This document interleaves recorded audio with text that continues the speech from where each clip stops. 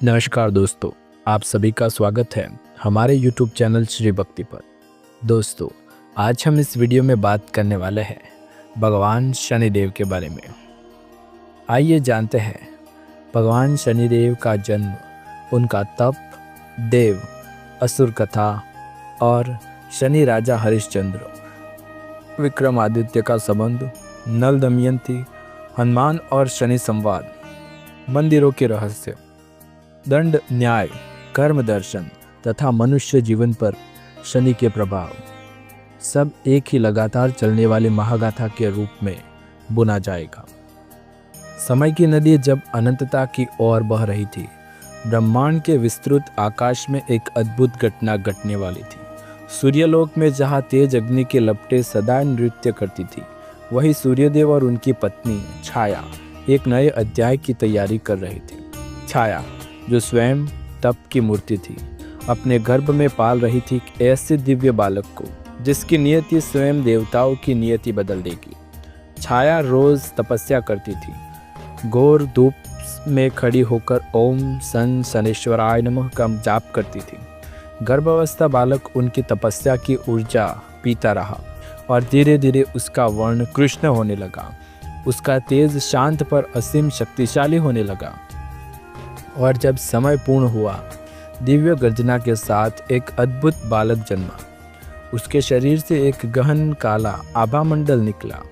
उसकी आंखें ऐसी चमक रही थी जैसे ब्रह्मांड के रहस्य उनमें छिपे हैं।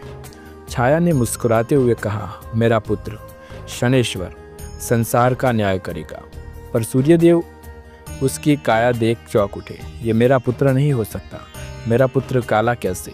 उनके तेज की अग्नि आसमान को झुलसा देने लगी। उस तेज से शिशिर शनि का शरीर जलने लगा। छाया का क्रोध फूट पड़ा। हे सूर्य, तुमने मेरे पुत्र को स्वीकार नहीं किया। आज से तुम्हारा तेज तुम्हें भी किसी दिन पीड़ा देगा। वो श्राप आज भी सूर्य पर प्रभाव करता है, इसलिए शनि सूर्य को कमजोर कर देते हैं।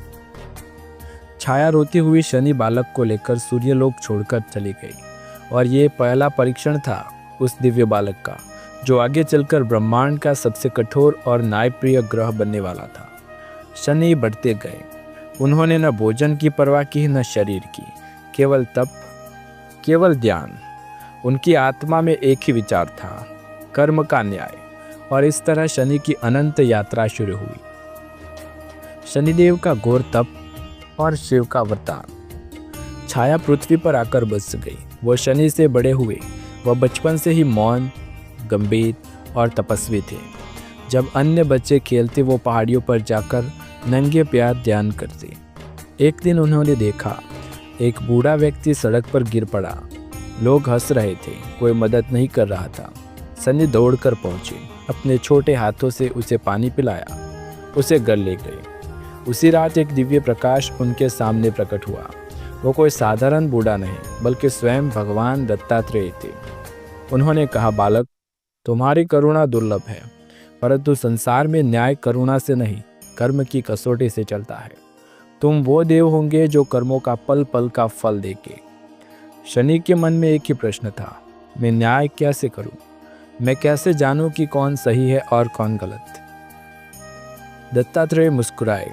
इसका उत्तर केवल एक के पास है, महाकाल शिव। और शनि निकल पड़े काल भैरव पर्वत की ओर, जहाँ हजारों वर्षों की तपस्या के बाद महादेव ही प्रकट होते हैं। वर्ष बीतते गए। शनि निर्जल निराहार तप करते रहे। तेज हवाओं, वर्षाओं, तेज धूप, किसी का असर उन पर न हुआ। ताप उनके शरीर को जला रहा था, पर आत्मा अड़िग थी। आखिर एक रात आकाश फटने लगा, धरती कांपने लगी, पहाड़ टूटने लगे और महाकाल शिव प्रकट हुए। कपाल, त्रिशूल, डमरू, जटाओं में गंगा नीली, ज्योति से चतुर्दिक प्रकाश। शनि ने नेत्र बंद कर प्रणाम किया। शिव बोले, शनेश्वर, तुम्हारी तपस्या ने त्रिलोक हिला दिया। मांगो, वरदान मांगो। शनि बोले, हे देवादिदेव, मैं न्याय करना चाहता हूँ। मैं हर प्राणी को उसके कर्मों का सच्चा फल देना चाहता हूँ, परंतु निष्पक्ष रूप से। शनि शिव ने वरदान दिया, आज से तुम कर्माधिपति हो, कर्म का फल देने वाले, दंड नहीं परंतु सुधार करने वाले।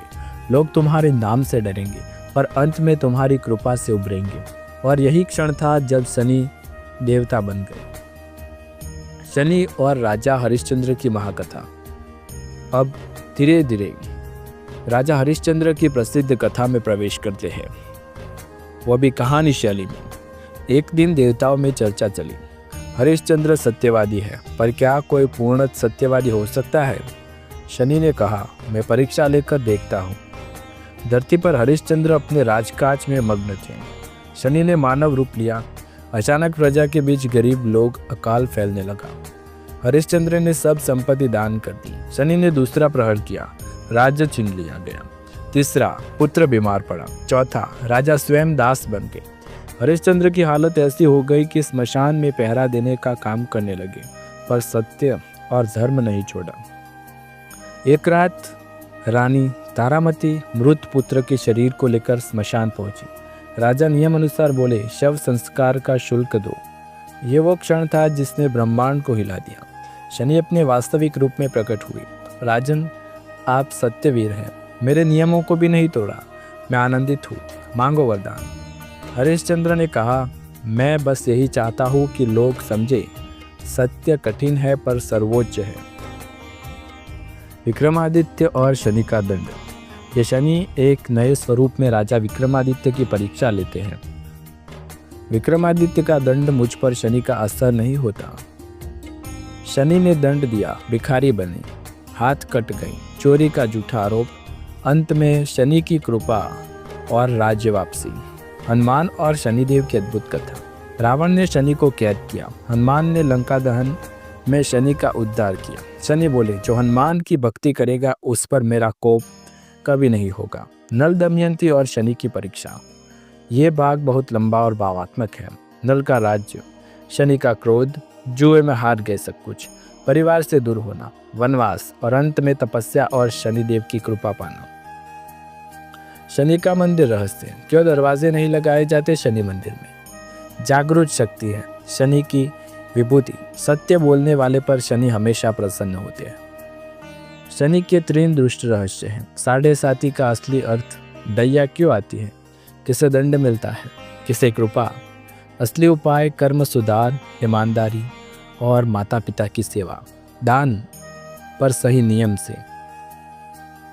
अंत में शनि स्वयं प्रकट होते हैं और कहते हैं, लोग मुझसे डरते हैं पर मैं दंड नहीं देता, दर्प तोड़ता हूँ, कर्म सुधारता हूँ। जो सत्य, श्रम, सेवा और धर्म में है, मेरे लिए वही महान है। दर्शकों, यदि आपको हमारी ये वीडियो पसंद आए तो वीडियो को लाइक, शेयर, कमेंट करें। चैनल पर नए हैं तो चैनल को सब्सक्राइब करें। मिलते हैं अगले वीडियो में कुछ नई और विशेष जानकारी के साथ। तब तक के लिए आप सभी का धन्यवाद। जय श्री राम।